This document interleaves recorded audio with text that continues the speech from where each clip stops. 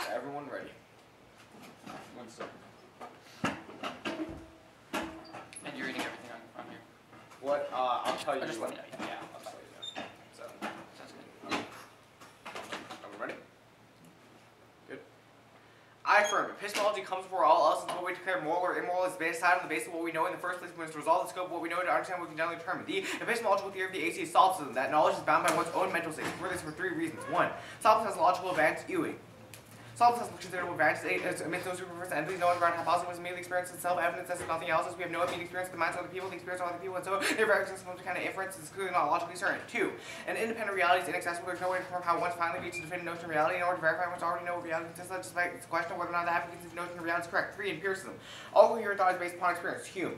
Thought is really confined with an experience. All our ideas are copies and impressions. One, if we analyze our thoughts or ideas, we always find them made up of simple ideas or copies from early fields of sensation. Two, if man can have some kind of sensation, he'll never find out corresponding ideas of light making form notions of colors, or a deaf man a notion of sounds. Thus, our own mental states form the boundary of knowledge because that is all experience represents. Leon. Ultimately can misrepresent height information about altitude is inferred, but we eventually rely upon property information which is not inferential. That property is in probability is no fooling the creature. For that possibility depends going beyond the inference, which depends on inference. Solipsism flows out of this. The reason we have to think about the concept of anything or that we have beliefs about anything is that we appear to be differentially responsive to those things. That might be a coincidence. It's possible for other claims items to evoke the same response. What our experience encodes is a state which suffices the occurrence of experience and brain states. The state constitutes the boundaries of our knowledge because that is all it gets represented. We can most know what we can represent. We can only have knowledge about our own states.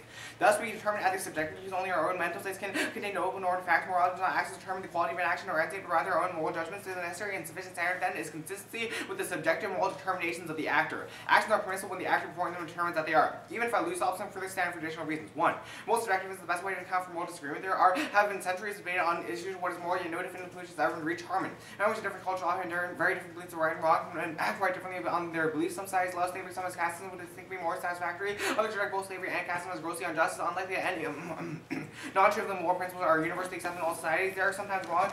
Strong contracts the way in which these values are expressed in precepts, principles, and evaluation of behavior.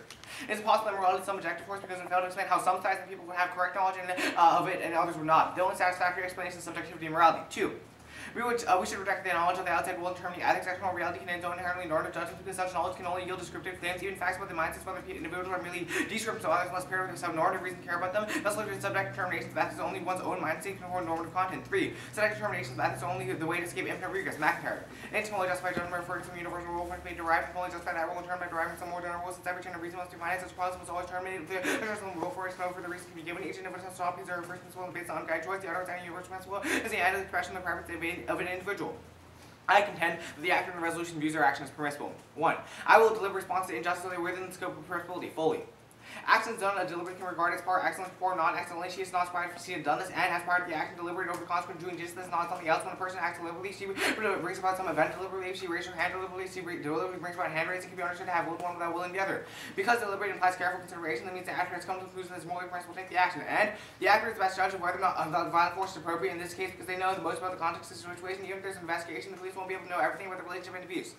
Two, one can only ever take actions one believes is permissible. A, whenever one takes some actions, they adopt a moral reason for taking that action. Otherwise, they wouldn't have taken their action if they came to the overall conclusion they shouldn't do it. It's conceptual impossibility that one generally believes they shouldn't do something and still do it because one's reason for acting must be the cause of the action for it to be theirs. B, an amoral still operates under the acting guide in favor and have no other reasons for action. Even if the reasons for acting are chosen considered moral reasons such as great personal gain, they still constitute a moral framework once the actor judges their action permissible. C, the actor of rhetoric action doesn't negate the resolution specifies the present tense. The word is defined as the present third singular to be.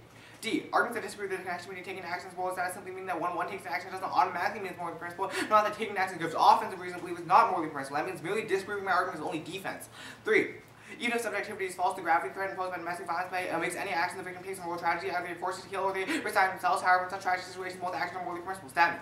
So emergency argues the moral tragedy ever viable option one is confronted with a serious moral violation. Omissions contribute to death of one at the hands of the vice violent aggressor. In such cases, one faces moral violence. There were no way to stay morally clean. Agents cannot be blamed for any course of action which he chooses because no respectful course of action is available. Killing in pre-emergency is permissible. 4, Dan Apology affirms the aggressor uses the victim as a means to an end which justifies self-defense for the victim alone. Herman. It's not that I may kill in order to keep myself from becoming dead. Death is not part of the fate of human. Death is part of the fate of human agents. The kind of value of agents is not lost in dying. The maximum aggression involves the discount of my agency. The aggressor could use me for his purposes. I cannot agree to become someone's slave, so I must not as the victim of aggression. This involves more than permission for the act of self-defense to resist aggression. I may not be passing the face of aggression. Passivity is like complicity. 5, Util affirms deadly force follows the abuse in the short and long term. Zerbsky. If the force were permitted, she would increase her ability to avert death or injury. The assailant could no longer be held and be able to terrorize her without facing the risk of defense. The homicide and enemy chance of the actions of alternative paths for relief were more available. If the hostile no action scenarios were women killing the men without liability, the state would be more motivated to provide alternative avenues for relief. As an underview, after the following theoretical interpretations: 1. Hanser clarifies more permissible than agent, but insufficient reason for what he does need not be acting morally impermissibly. Agent, the act morally permissible, his action is not defeated by any moral considerations. Therefore, the negative is positive burden between the resolution impermissible as absence of reason to use the deadly force of resolution to be permissible. This also means that skepticism infers because if morality does not exist, then it is possible for an action to be defeated by any moral considerations, rendering all action permissible. Finally, skepticism also affirms because if a term of the resolution does not exist, the resolution is null and describing possible situations. All statements about are true as interaction between conditions, i.e. since all unicorns exist, I have to tell you all unicorns are blue. 2. Presume F. A. 7460 bottom times 2 F as bottleneck AC opens in 4 minutes and 1 error, which also has to answer 7 minutes. 2 errors also possible because 6 minute 2 errors can always later debate, so I have to spread out and ask to give a first speech in 3 minutes. B. Empirically verified F1 less than 24% TOC run balance after the runoff. That means that F loses more at the highest level of competition where competition is the closest. Also presumptive issue of fairness because the battle has to do the better debating. Fairness games will only be resolved if we did the better debating in a situation where there is really no substantive offense. 3. After the RBIs, A. The 6 minute 2 and R, and I can always go for theory and substance, which includes 2 hours has to cover both 3 minutes. B. Competing mutually through the theory and rhetorical interpretations. I can always run theory. I must specify an actor, can't specify an actor, and I can't do the same. C. Even if this not only reject the argument theory nullifies 6 minutes of AC time, making the debate structurally impossible if I had to feedback substance and theory in a 13 to 7 scoop. 4. That's easy. Scratch that. That's that firm. Okay.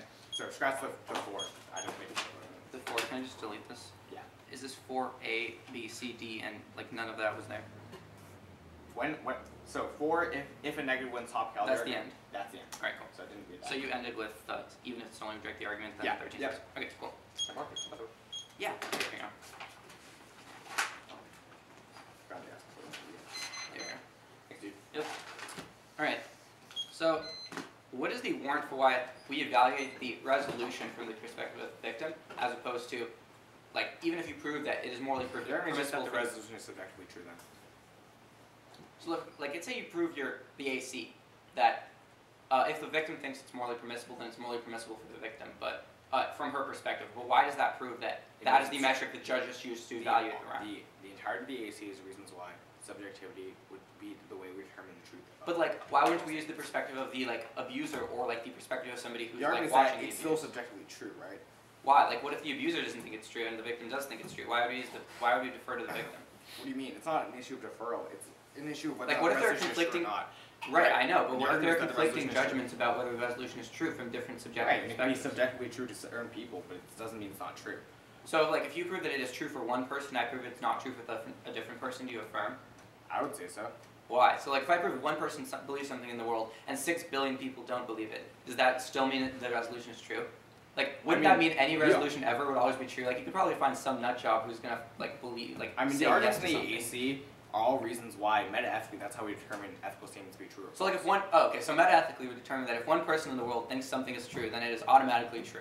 It is subjectively true to that person, thus it's a true statement. Right, but why does that And mean? at the same time, Oh, wait. So, subjectively true to that person, where is the transition to a true statement? What do you mean? My argument is that those two mean the same thing, right? If it's subjectively true to someone, then it is true. Why don't we compare these subjective perspectives? Like, why do you get the benefit of the doubt? Like, if one person proves it true and thinks it's true and one person thinks it's false, why do we prefer their public claim? What do you mean? The argument is that all I have to do is prove the resolution true. So I prove the resolution true. Okay, that really Right. doesn't answer the question. The question was, why wouldn't we weigh between the claims of, like, aggressor or victim or any other perspective? Like, That's not the framework, dude. If you win a framework under which we should weigh or ought to weigh, then sure. We can but have a my debate question is, about under that. That's your not framework, why? under my framework, it's irrelevant whether or not there's another person who has an opposite consideration. What is the warrant for why we would use Okay, that's fine. That's cool. Then let's talk about the solipsism. How many justifications are there for solipsism? There are three. Or two. Three. Sorry. 2, 3. Okay, The number changes between different halves, or versions of the half arrow. sounds But good. this one is three. So, all right. How many reasons are there to vote? How many offense? What's the offense back? Like the standard- util and deon is just spikes, right? Yeah. Okay, so Statman. what's the Statman? No, I'm saying so is Statman. Okay, so what's the Statman, offense? see, the 1 and 2, the Foley, and then the 4, like the 4 ABCD arguments like that. Okay, all right.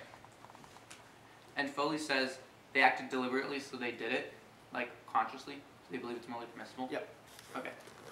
All right, I'll start.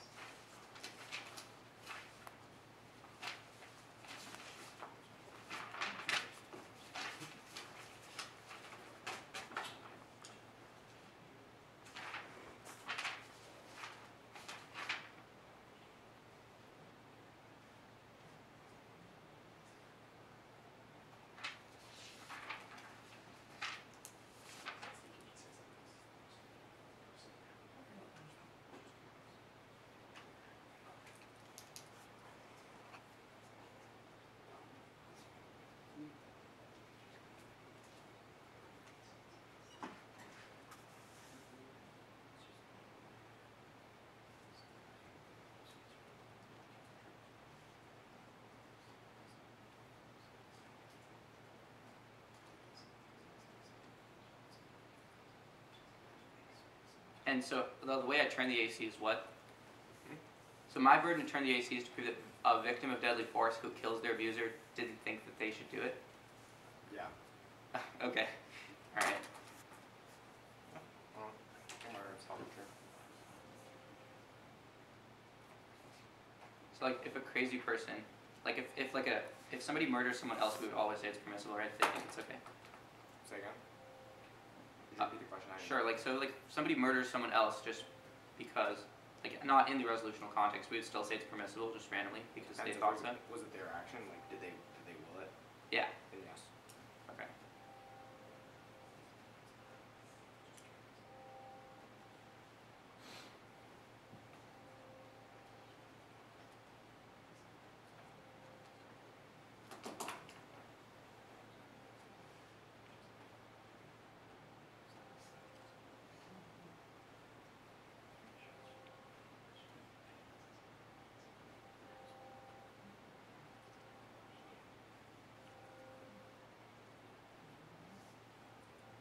Okay, 132.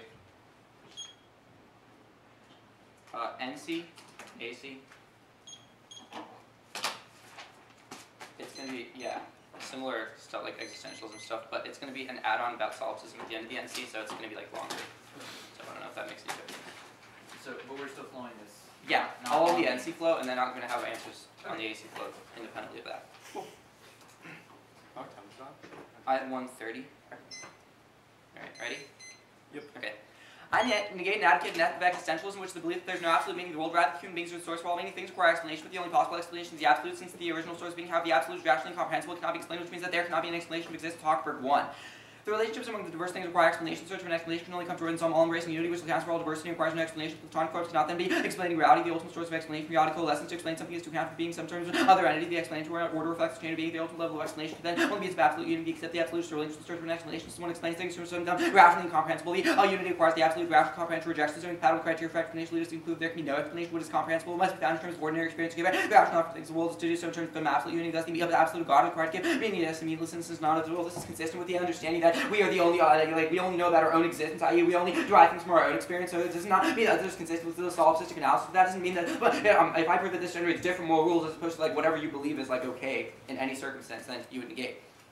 Therefore, since everything is unexplainable, existence also has no hidden meaning. It only is. All we know for sure is that we exist, and there are others who assumingly are trapped in the same situation of ourselves. This meaninglessness is the absurd condition of the human existence. Ethics must acknowledge this truth because it's inescapable. However, the search for truth provides a way to create meaning. The search for knowledge in the face of the absurd is the way to cope with the despondency of existence. Hochberg 2. The human is capable of knowing a situation that does not overcome the contradiction of the human situation. His revolt does not deny what he knows because he cannot escape from the paradox of meaning. Life thus becomes fruitful since it is the source of the freedom of being. The revolt against the absurd universe provides creative tension and sorts of the being's capacity to struggle. The consciousness enables humans to cope with the despondency of existence through understanding. The truth of existentialism therefore creates certain moral rules. 5 one of these moral rules in terms of our existence would prohibit killing human game because he justifies the use of deadly force. Remember, this is consistent with solipsism. First, the other is necessary to understand oneself, which means it is impermissible to kill others in order to understand yourself. Sartre explains. The theory alone is compatible with dignity since it does not make man an object set free from reactions. No way of different qualities that of a stone arguments to establish the human kingdom's distinction from the material world. When I say I think, we attain to ourselves in the presence of another. When we are certain of the others, where ourselves, the man who discovers himself discovers the other's condition of his existence. And he cannot be anything unless others recognize him as such. I cannot obtain any truth about myself except through the mediation of another. The under is indispensable to my existence and to knowledge I can have of myself. This is also a reason why solipsism would actually advocate existentialism, because if you don't know anything about other people, that means you can never, if you literally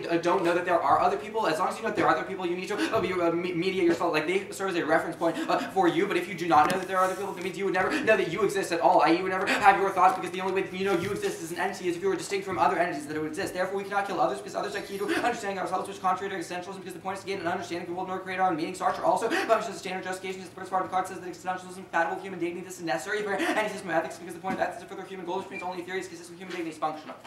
Second, killing denies this. Actually, no, I'm not reading that. Second, we cannot punish with death because the only way to do so is to look at absolute external to humanity, which would not necessitate the denial of the absurd. Camus. Deciding that man must have punishment, deciding that man has no chance of making man is an unsettled question for y'all. Both judges and nations and parties, there is no supreme judge. We have all done wrong in our lives. There are no just people living. Allows us to discover this in the athletes of the good. They'll make up for the evil. Right to live is the natural right of every man, even the worst. The lowest of criminals, the most upright judges meet by side, equally wretched in their solidarity without the right moral life is utterly impossible. But pronouncing the affirmative definitive judgments closing counts with the creditor's lives and domains right. Whoever judges condemns himself. Therefore, this killing requires making a judgment that can only be made by an absolute. But since existentialism requires the rejection that the absolute is rationally incomprehensible, people are prohibited from killing, making such judgments prohibited. The reason is you cannot be a judge, jury, and executioner because you are all in the absurd condition. So if you were to act in the absurd condition to kill other people, that means you would still locate something, some sort of rule that would allow you to do so external to the absolute, to the external to the absurd. But the absurd is always something that you are within, so you cannot do that. Then In addition, if the only thing that we know that we exist, we create meaning through the recognition of other people, this means the ethical norms that we live by constructed through shared meaning, the only principle basic to create those norms, given that we have no other factors or the validity conditions of argument and discourse, because they are the only things that cannot be denied by participants who present arguments about which ethical principles we should adopt. Apel writes, the grounding philosophy is possible prior to any claim to contest knowledge. We reflect the validity claims that cannot be contested without self-contradiction. All demonstration, empirical redemption, critiques validity claims, presupposes understanding the validity claims of arguments, though in advance of any affirmative, negative, skeptical arguments, most already understand what it means to question doubts them. Therefore, the only possible and contestable basis for making transcendental claims, the identification of the condition necessary to valid reputation. The way this is going to be framed is that you do not need to know anything about what other people want. You just need to know the fact that they are able to reason, i.e. when you make an argument, that is already a validity condition that you assume able to, right? Validity conditions are normative because the distinction between this and reflection by consciousness lies in the overcoming of solipsism, that a single conscious subject is capable of valid thought without any having to share linguistically embodied meanings with others. This provides a transcendental grounding of ethical norms over solipsism. Reflection must thus concede that self-consciousness is mediated through the recognition of others, and this is the normative condition, the possibility of thought that is necessarily normative, already acknowledged by anyone who tries to argue this, represents a way of an already acknowledged meta-norm governing the articulation of specific norms. This means that you can overcome solipsism without knowing anything about other people. It says that you do not need to know the fact that you will share a linguistic without sharing a linguistically embodied meaning with others, i.e. you do not understand the same thing, but the fact that you go in, like for example, when you make an argument, it means that any party that makes an argument can still determine what is valid and invalid without specific knowledge. It's just about whether it conforms to the conditions like reason, consistency, things like that. This means solipsism is irrelevant because it does not matter whether we know about others to create norms. We just need to know the basic validity conditions that go into that. Go to the AC. Ewing.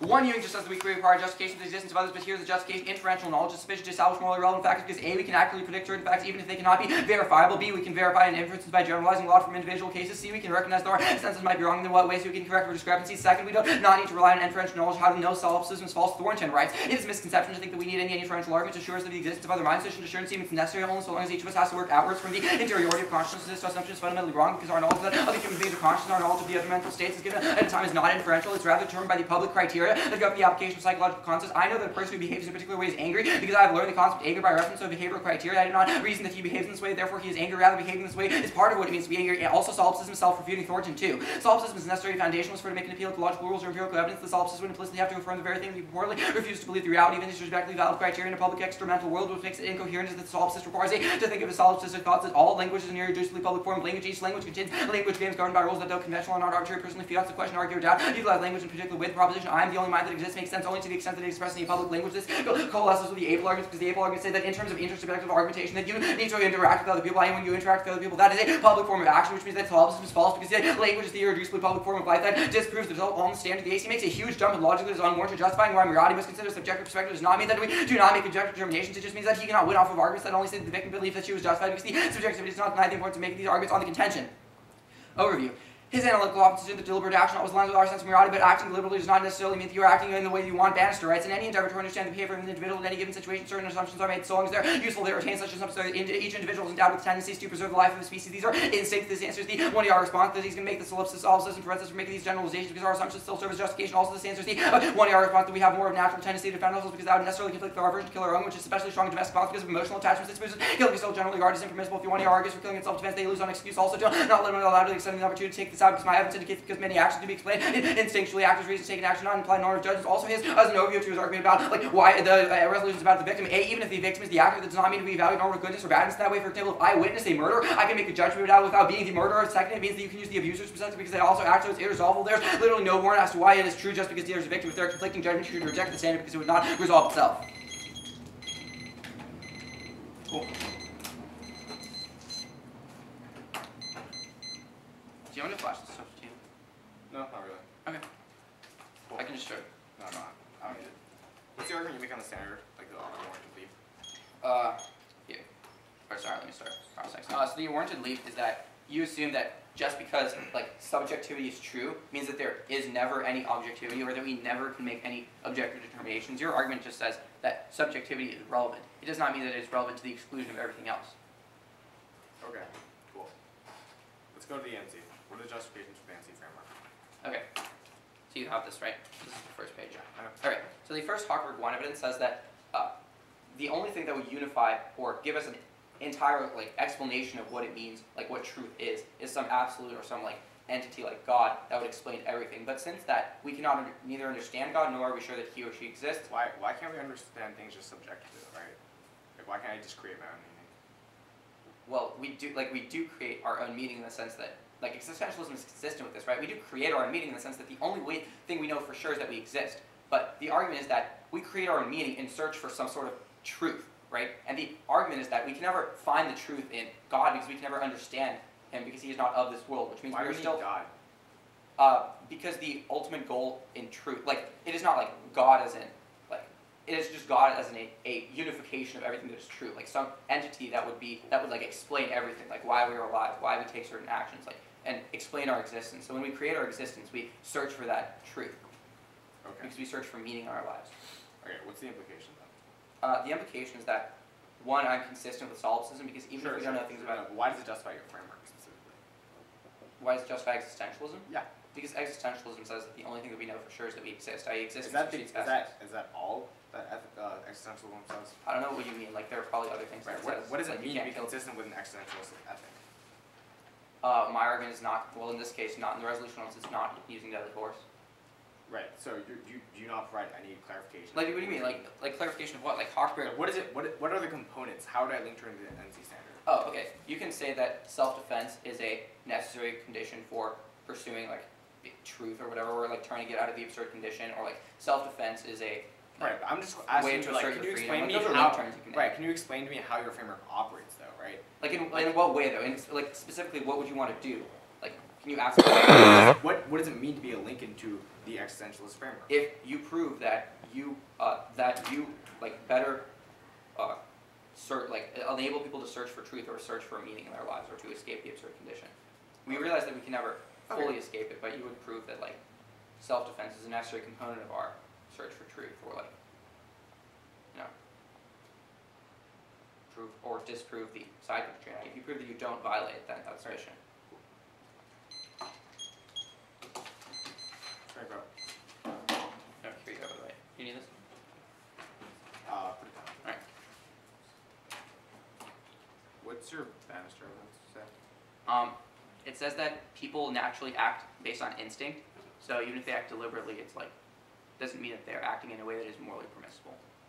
They could just think it's based on instinct or based on like permissibility or based on like necessity. They don't have to. It doesn't have to be a moral decision. That's again. It doesn't have to be a moral decision. So, like, if you're saying, I'm going to do this, that doesn't mean you are making a moral decision about, It doesn't mean you're like, this is morally permissible. Well, because, that's the Bannister evidence, and the other argument is Say like, the word moral. no, it says it's instinctual, and then there are arguments below that say, like, why that's relevant in terms of your action. So it just says instinct. Right, there's also defense that says that just because you're saying that something is, you're acting doesn't mean it's morally permissible, right? Like, if I kill someone, that doesn't mean I judge it to be morally permissible. I can still say that I'm doing the wrong thing, but I can do it. Yeah.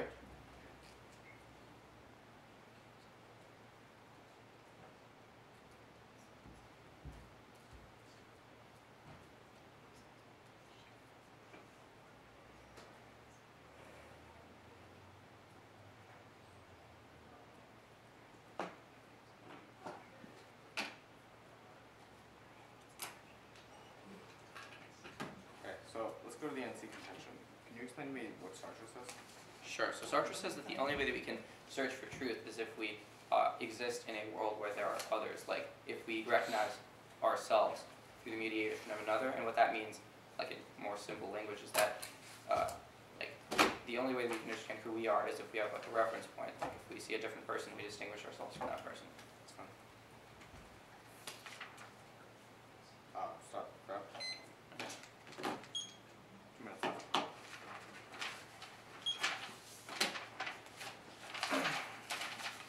Hey, that's fine. Hi. No, Chris.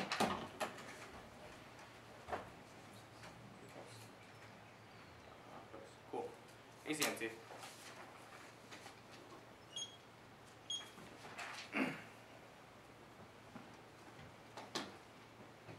What's the first argument you're gonna start on, Paul? I'm just gonna explain the epistemology stuff. Cool. Okay. I was gonna start there, but we will move quickly. Right.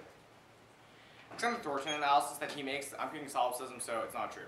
Cool, let's go to the other justification for the standard. Extend the standard to this with ethical determination of the actor means what is morally permissible will determined to be morally permissible by the actor. Then extend the third justification to the McIntyre analysis any other wouldn't be without subjectivity and nothing to be warranted, because the only way we can warrant something is if we appeal to some higher standard, but that always appeals to some higher standard. We always terminate some sort of assertion. That assertion always has to be subjective in order for it to be if you were to accept it, otherwise it wouldn't be a warrant assertion. So and in order for his argument, any of his arguments has to be warranted, they have to appeal to subjectivity, which means that he can never have to condemn my assumption. So we always look for subjectivity. And then he says go to his answer. He says that he says like it's unwarranted, like as to why we can never ask to look at objectivity. But no, my argument is that objectivity is never actually warranted. The only way we can base any sort of claims we can make is always based on subjectivity, which is why McIntyre analysis comes first. Density comes before any of the assumptions the ANSI make. The ANSI make assumption as whether or not like we were actually in the absurd condition or whether or not that actually matters. But the McIntyre analysis, the only way that can be awarded is to build some higher standard. McIntyre analysis always going to come first. So additionally, it goes into 100% link.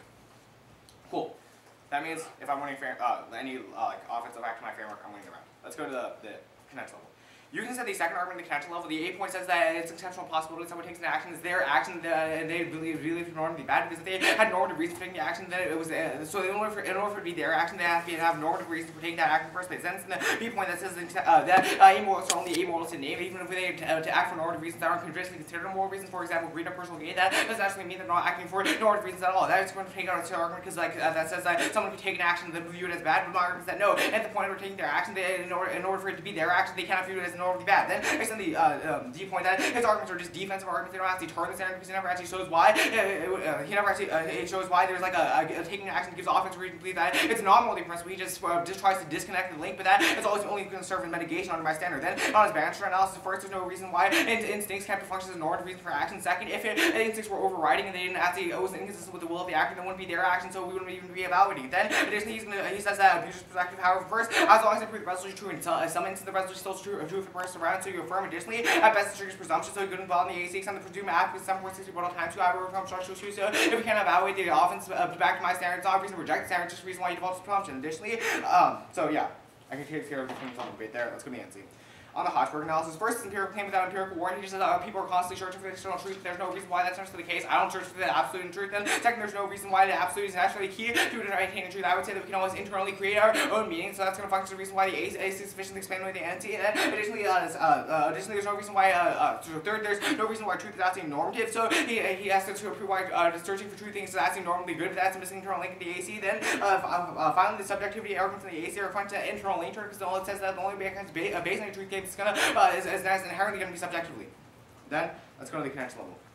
First, on the, as an overview to connection level, domestic violence, one of the greatest as the victims doing nothing is not an option that leads to death. Coons. Every 15 sexual women between the United States, 48 million or more assault further partners that domestic violence, a major cause of injury to women and migrants.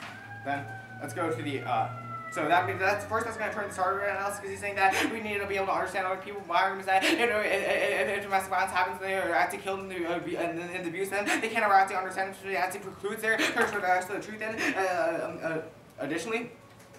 Turn they lose their rationality, like they naturally act irrationally sometimes if they are under pressure of abuse. It means that they can't have the understanding, so it precludes the understanding of truth that the AC says is good. Then third, the other is irrelevant. So there are others out there, so there's no reason why killing the one abuser means that we can never actually understand ourselves. Then with analysis first, the absurd condition denies the existence of any sort of external truth, so that's the reason why his arguments about what we need is any sort of external authority to justify our actions, and that's going to be false. Then second, the act of assertion is always going to be permissible under this. So like there's no reason why. So we are asserting ourselves and we're asserting our own permissions. That means we're creating our own truth for ourselves. That's the reason why we don't need someone external authority. So those are all turns to the answer. What's the argument below Kuhn for the number 2? Oh, sorry. What's the argument below Kuhn's number 2? The number 2 with Yeah. these goons? The number 2 is that they might lose their they might be under pressure, so they can't actually understand truths. What does that mean? What do you mean? Like you're saying I don't search know. for What truth do you good. mean? They say you say search for truth good. My argument is that it precludes because the abuse is bad and would lead to a lessening of their ability to pursue truth.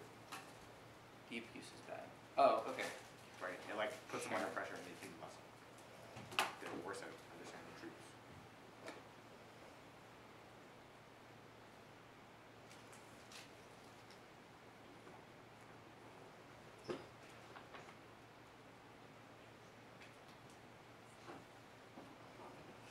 So what's the offense back to the NC?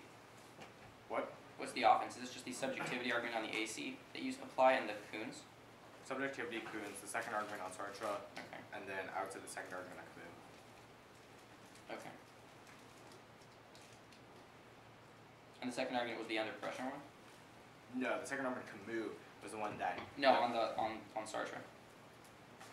Yeah, the second argument on Sartre was the under pressure one. Okay.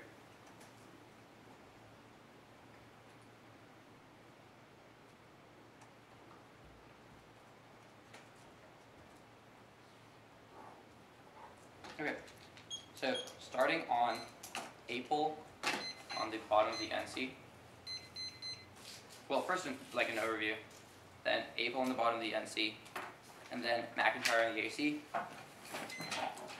and then and then AC contention NC.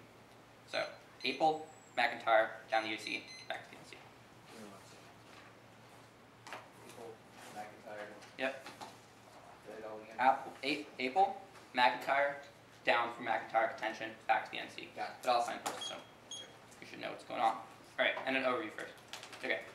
Big mistake adopting the Apel evidence because it proves that subjectivity is not a necessary condition for any analysis of existence, even if solipsism would be true, or even if existentialism is true. It's going to take out the McIntyre analysis. I'm going to give you the interaction, i.e. he says that I dropped the McIntyre analysis, he also dropped the Apel analysis, but there is interaction between the two. First, extend the first Apel evidence that the only principled basis to create norms, given that we have no other facts that the validity claims of argument and discourse, because they are the only things that cannot be denied by any participants to present arguments on ethical principles. So as long as he is conceding that we do not know anything about except what we know, like subjectivity, i.e. he is conceding the top of the existentialist premise, since he is just saying that everything is subjective, but he does not have any arguments that give you a basis for determining whether we know things about other people, where we not know things about other people. The answer Apel gives to this is, if we do not know anything about other people, then we can still make normative claims, because we know that there are certain validity conditions regardless of whether or not other people believe in them or don't believe in them. So the Apel 1M specifically said that the grounding of philosophy is possible prior to any claim of knowledge being reflected in validity claims that cannot be contested. This is, for example, things like reason. When you go into an argument and there are two interested parties, they both have to provide a reason for their argumentation, otherwise it is not argumentation, so it is contradictory to say that it would not be a validity condition. This is that he is not challenging this explanation. The Apel 2 evidence continues that the validity claims of argumentation are necessarily normative because they define what makes good, valid, and invalid arguments. This is interacting with his analysis about how I'm not proving that there's some sort of normative good or normative action. My argument that these validity conditions are necessarily normative, which means we do not have to understand what other people are about. We do not have to understand the subjective reasons of other people in order to make objective determinations. This disproves the subjectivity argument of McIntyre. Then, go to McIntyre. First, he characterizes this as offense. This is not offense. This is just a reason for why any reason you give would always terminate in some sort of infinite regress. But this is just defense against the Apel evidence, because that is always a risk that there is not going to terminate in some sort of infinite regress, i.e. like the instinct argument. It would terminate in the instinct, or it terminate in something. Then there's no reason why there's a specific application of Apel, i.e. if he makes a general argument on infinite regress, he still has to apply to the specific evidence that I'm reading about how it escapes the regress or how it makes it objective, which means the comparison on Apel is much stronger, because Apel gives you a specific way of doing it, whereas the McIntyre analysis doesn't give you a specific answer to Apel. So you would look for the specificity of the Apel analysis of the analysis of McIntyre. Also, my argument is that subjectivity leads to certain rules, i.e. not killing people. The NC determines things. Also, the NC determines things subjectively, i.e. in order for you to understand yourself, you need to have the other. So it is not about understanding the other or understanding their value. The existentialist position is not contingent upon that fact. The existentialist position is contingent upon you winning. Is contingent upon you being able to search for your truth. So as long as I win NC offense, that is still turning the AC, because it's telling you that subjectively you would not act in that way. Then go to the contention of the AC. So, he's conceding that solipsism is false. First, extended the AC makes a huge demonstrological is unwarranted. The justifying why morality must consider the subjective perspective does not mean that we do not make objective determinations, i.e. the subjective constraints are relevant. He is conceding this evidence. He's just saying that this means that even if he proves that subjectivity is relevant, that does not mean that objectivity is not relevant to you. It's still give some credence to objective arguments. This is a way for you to compare between framings. So if you think that I'm proving that some sort of objective rule exists, then it would be a weighing analysis between the framing. He is dropping that argument. Then go to the argument, then extend the Bannister evidence. It says that the analytical often assumes that deliberate action aligns with our sense of morality, but Bannister evidence says it can be instinctual action. Here he extends that his is amoralist argument that says that they are still acting morally, but that doesn't make any sense. My argument is that morality is distinct from instinct. For example, you can say that you are a murderer, but that does, and you can take the murder, but that does not mean you believe the murderer is good. You can recognize that you are acting in a morally impermissible way. You can say, I am taking this wrong action, but I'm going to still do it out of some other circumstance. So this provides terminal defense on the AC. It also turns back because this gives the reasons why they wouldn't believe it subjectively. Then, go to the Also, so his application of the AC to the NC doesn't make any sense, because the NC framework is existentialism. It's not just whatever you believe. It's about what would actually be conducive to your ability to pursue truth. So don't let him get away with his BS extension of like this AC argument as a reason to turn anything. Then go to the NC. First, on Hochberg 1. Okay. Remember, if I prove that subjectivity is consistent with the existentialist framework, that means that that means that the framework comparison is over insofar as the existentialist framework is consistent, which means that the only thing that matters is the contention level. Often my argument is that subjectivity is consistent because you can still, first of all, derive objective principles, and you can derive subjectively for yourself. The Sartre evidence is going to explain that you need the other person, so subjectively for yourself, you would not take the action. It would not be good for you to take the action. So that means that all of his responses to the Harvard 1 analysis don't make sense, but I'm going to respond to them anyway. He says that there's no warrant in Harvard 1 that we require to my argument is that the relationships among diverse things require explanation. The search for an explanation only comes from some all-embracing unity, i.e. when he says that we have to make normative arguments or things that would lead us to action. My argument is that the only normative conclusion that we can draw is that we exist, i.e. that is the sole normative conclusion, so it is consistent with what he's arguing, but it makes a more nuanced distinction that we do not know all these other things about the other people, that is still consistent with his subjectivity argument. Then go to his turnabout subjectivity doesn't make any sense. Then go to Harvard 2. Except Harvard 2, which he drops the meaninglessness of certain conditions of human existence, ethics must acknowledge truth because it's inescapable. However, the search for truth gives you a way to create meaning because life is a valuable sense of the source of the freedom of being. The revolt against the absurd provides a creative tension in terms of the way that the being's capacity to struggle. So that then extend the burden that if I prove one of these moral rules of project killing, you would negate because you have to justify the use of deadly force. Extending Sartre evidence that the other is necessary to understand himself, which means that imprudence will kill others because then others recognize you such like you cannot obtain truth about yourself. His response is needed Kuhn's evidence, but the Kuhn's evidence is just a utilitarian argument about how domestic violence is bad, but that doesn't make any sense because my argument is that you cannot use the same means to take out to kill the abuser. Go to Camus evidence extending Camus that you cannot punish with death because the only way to do so is to like an absolute external to humanity, which would violate the condition of the absurd because you're locating the absolute unity. Are you locating some sort of external? This takes out the arguments on the Sartre evidence because it means even if there are even if there are still other people, my argument is that you cannot take action against those other people in the same way. Even if you feel that one person, you would still deny the existence of yourself because you cannot be the judge, jury, and the executioner. It also takes out the turn on it. It also takes turn about that you might be under pressure because the under pressure argument doesn't make any sense because it's not about impact calculus. Then it also takes out the number one argument on Camus because he's just making my argument. He's saying he's denying external truth. Yes, you're denying an external truth, but he is affirming that external truth. But my argument is that